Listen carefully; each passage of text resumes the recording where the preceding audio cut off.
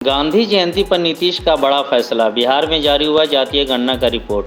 बिहार में जातीय गणना का आंकड़ा पेश कर दिया गया है। गांधी जयंती के मौके पर नीतीश कुमार ने यह फैसला लिया है। बिहार में जो जातीय आधारित गणना करवाई गई है उसका रिपोर्ट जारी कर दिया गया है।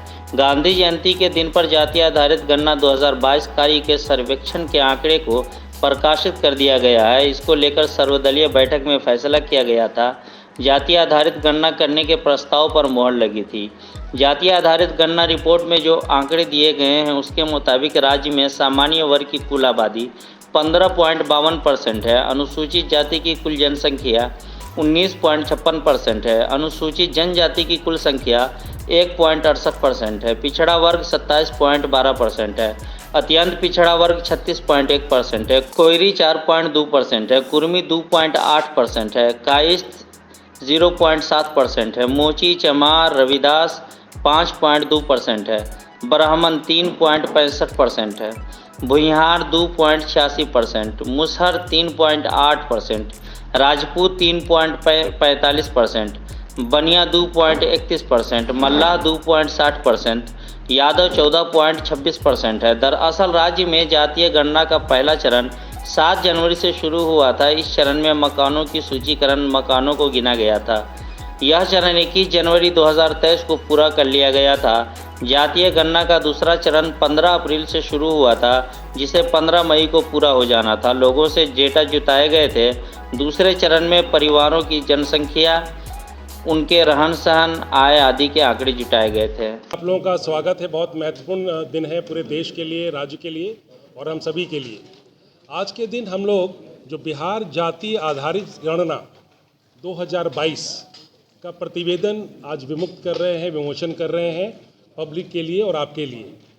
आप जैसा अवगत हैं, बिहार विधानमंडल के द्वारा दिनांक 18 फरवरी 2019 को राज्य में जातीय आधारित गणना कराने का प्रस्ताव पारित किया गया। इस संबंध में 2 जून 2022 को मंत्रिपरिषद का निर्णय हुआ कि ये कराया जाएगा। और कराए जाने का ये था कि विभिन्न जो सामाजिक आर्थिक जो पहलू हैं बिहार के, उसका एक गणना कराया जाए और उसके बाद हम लोग उसका पूरा रिपोर्ट तैयार करें। तो ये 2 स्टेजेस में होना था। पहला स्टेज था जिसमें जो मकान वाइज हम लोग हाउस लिस्टिंग कहते हैं, वो हाउस लिस्टिंग का फेज था, जो कि आपको प्रथम चरण में किया गया 7 जनवरी 2023 से लेकर के 21 जनवरी 2023 तक।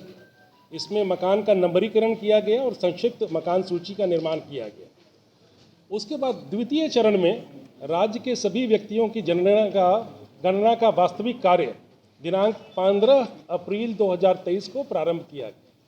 और इसमें जिला स्तर के जो विभिन्न पदाधिकारी हैं, जो जिला पदाधिकारी हैं, अपर जिला दंडाधिकारी हैं, नगर आयुक्त हैं, प्रखंड विकास पदाधिकारी हैं, सभी को अलग अलग जिम्मेवारियां दी गई। और उसके बाद ये पूरे युद्ध स्तर पे ये कार्य संपन्न हुआ और 5 अगस्त 2023 को सारे आंकड़े निर्मित करके उसको मोबाइल ऐप के माध्यम से उसको संकलित किया गया। उसके बाद प्रविष्टियों की जांच के लिए आवश्यक होता है कि उसका रैंडम ट्रूथिंग किया जाए, उसको पुनः देखा जाए कि आंकड़े वास्तव में जो मिल रहे हैं वो सही हैं या उसमें कुछ त्रुटि। तो उसमें 2 स्टेज पे त्रुटियां हो सकती थी। एक तो एंट्री करने के टाइम में और एक है कि ऐप में कन्वर्ट करने के टाइम में। तो ये दोनों स्टेज की त्रुटियों को हम लोगों ने 5% जो डेटा है, करीब 7 करोड़ 90 लाख प्रविष्टियों की जांच की गई।